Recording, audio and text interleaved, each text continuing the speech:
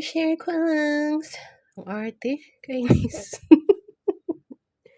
Share ko lang 'to, kasi naglilinis ako sa sala, so nakita ko 'tong crayons na 'to.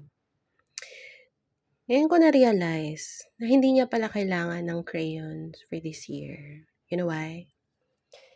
Inayos niya pala ang kanyang mga Crayola, and look what I found. Ta-da! Wow! Ang dami palang crayons. Puno siya, uy. Take note, meron po siyang dalang crayons ngayon sa school. Sinundo na siya ng daddy niya. Di ba? Puno ito. Itong lalagyang to, no?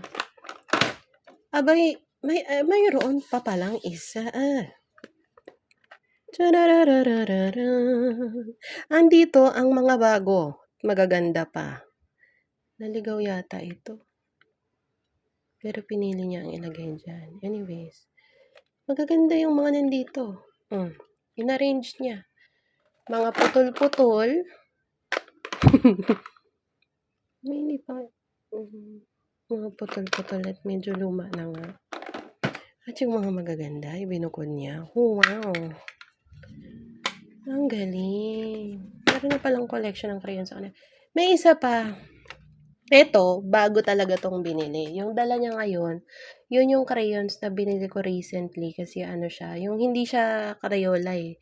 Ano siya, yung kahit ibang kulay mo sa dingding, nabubura daw siya. Pero hindi pa naman na-try. Pero yun nga, napasama kong bilhin yun dahil para magkaroon ng free shipping. So, kung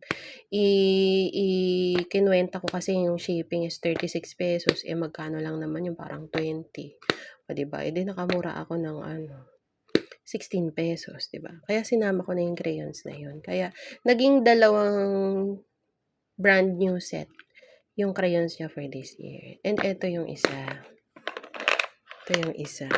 Tanan! Ito talaga yung mga bago niya. O, diba? So, wala nang crayons for next year, anak, dahil napakarami mo na pala. At isa pa na-discover ko, ay malapit na rin pala siyang magkaroon ng collection ng pencil case.